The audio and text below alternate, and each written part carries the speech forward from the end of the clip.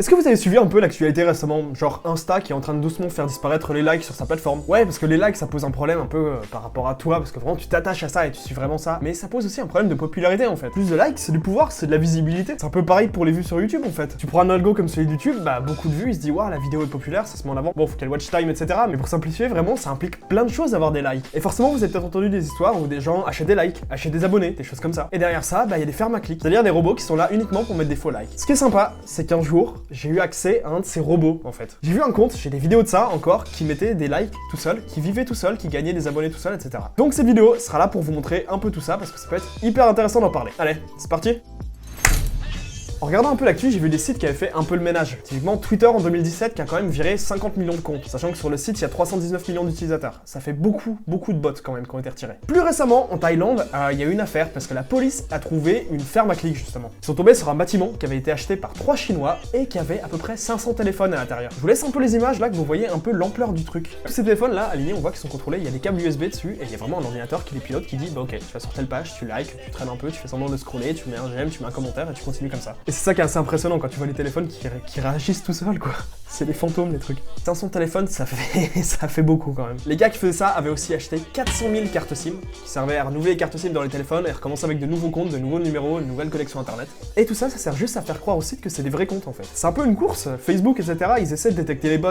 S'ils voient un bot qui met uniquement des likes sur une seule page, c'est cramé. Du coup les gars à côté, bah ils font semblant. Ils font des faux comptes qui des fois sont assez poussés. Hein. Par exemple, il y a des comptes qui font, je sais pas, qui aiment les chats et qui mettent que des likes sur les trucs de chats pour faire genre qu'ils ont une passion en particulier. Et le tout se faisait dans un pays, voilà, j'y étais allé, la Thaïlande, parce que là-bas la vie est pas chère, les connexions sont pas chères, donc forcément tu peux vendre des likes comme ça sur internet et toi avoir une ferme à clics qui est dans un pays où la connexion te coûte rien du tout. Alors j'ai voulu checker un peu combien ça coûtait ce genre de truc, ça a l'air pas cher, mais j'ai eu du mal à trouver des vraies valeurs. Je suppose que la moitié des sites quand tu tapes acheter des likes, acheter des abonnements sur YouTube ou des choses comme ça, c'est des scams, c'est des trucs qui sont complètement faux et tu mets de l'argent et t'auras rien derrière quoi. De ce que j'ai vu à peu près, pour avoir des comptes à peu près normaux et des likes qui fonctionnent, donc pas trop cramés par les sites, ça serait dans les 15 € pour 1000 likes au minimum, 1 centime le like à peu près. Et pour des comptes d'un peu meilleure qualité, par exemple tu fais une page où t'as que des likes de gens français etc pour pas trop se faire cramer, j'avais vu passer un 1300 € pour 15 000 likes, en gros on va dire 10 centimes le like. Tu fais une grosse campagne de pub que tu veux mettre un truc en avant, c'est pas si cher que ça honnêtement. La vraie question c'est pourquoi faire ça? Forcément si tu mets plein de likes et tout ça peut juste booster ton ego, mais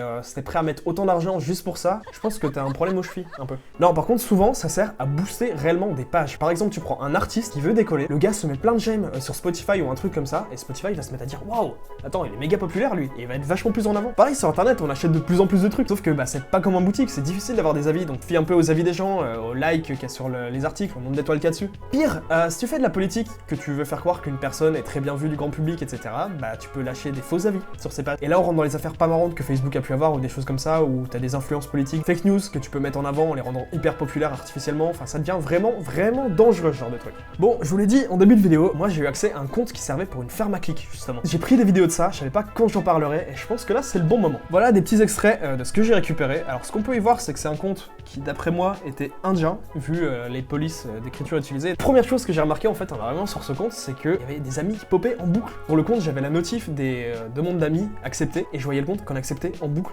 des milliers. C'est-à-dire que j'ai été connecté sur le compte peut-être genre 5 minutes, et j'ai eu je sais pas 100, 200 amis qui étaient acceptés. J'avais des demandes qui partaient, qui étaient acceptées, c'était incroyable. Et quand je regarde la liste complète, mais le but en fait de ces comptes là, on est d'accord, hein, c'est juste de mettre des likes sur des pages. T'achètes à ce genre d'indien 1000 likes pour ta page, il va prendre 1000 de ses comptes bidons, et clac, il va mettre 1000 likes sur ta page avec ça. Le truc c'est que Facebook, ils sont malins, ils essaient de détecter ce genre de comportement, et donc eux, ils font des faux comptes qui réagissent comme des vrais quoi, qui ajoutent des amis, qui likent des pages et des choses comme ça. Il y a plein de trucs du genre là qui ont fait que j'ai réalisé que c'était un faux compte. Par exemple, on prend les commentaires, on voit qu'il y avait d'autres comptes qui commentaient les mêmes photos, c'est tout le temps les mêmes commentaires qui revenaient. Genre sur les photos, il y avait plein de photos random que je trouvais sur Google quand j'ai recherché un peu, et c'est tout le temps les mêmes commentaires. Les photos c'était beautiful, nice, des choses comme ça, nice, j'en vois plein, il y a que ça. Avec des petites variations, ils mettaient un espace, ils mettaient un point d'exclamation, un smiley, un truc comme ça. Regardez-moi ça, en quelques secondes, on a eu 4 fois le mot nice juste publié sur la photo. La photo, ça fait genre 10 minutes qu'elle était postée et il y a 5 commentaires qui sont les mêmes en dessous, c'est n'importe quoi. Alors la question, je sais que vous allez me demander, c'est comment est-ce que j'ai fini sur un compte de bot comme ça? La réponse, elle est toute simple, c'est j'ai voulu à un moment m'amuser avec tes potes un peu sur Facebook, je me suis dit vas-y, je vais faire un compte bidon et je vais envoyer un message. Et il y a un truc très pratique sur internet quand tu veux faire un compte bidon qui s'appelle les mails temporaires. C'est les sites, tu vas dessus pendant 10 minutes, ça te crée une boîte mail temporaire et après tu peux faire ce que tu veux. Tu t'inscris avec cette boîte mail là, hop, puis après une fois que t'as fini avec ton compte, tu mets tout à la poubelle, ça pollue pas ton adresse email perso et c'est juste pour créer des petits comptes bidons. Le truc, c'est que quand je vais vous faire le compte Facebook, je vais sur un site de mail temporaire comme ça, je prends le mail, je fais créer le compte Facebook et là ça me dit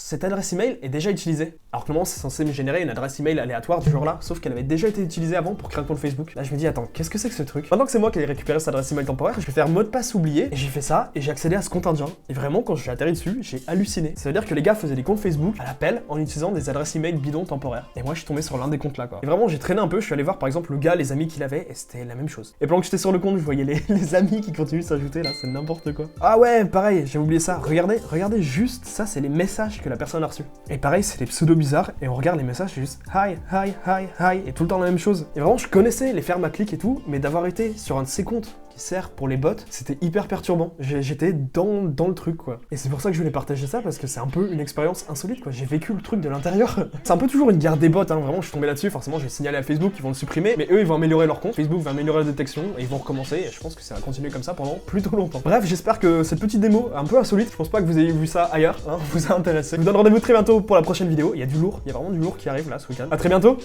ciao. Ah, dans le même genre, ferme à clic, ça sert pas toujours que pour faire des likes. J'ai vu des gens aux États-Unis qui faisaient des fermes à clic juste pour cliquer sur les pubs et un peu gagner d'argent comme ça. Alors c'est parfaitement illégal, ça cause beaucoup de problèmes, c'est l'horreur pour l'environnement et tout, mais les gars se faisaient un petit salaire à côté comme ça, en ayant un bot, un téléphone, qui clique sur des pubs à longueur de journée. Voilà.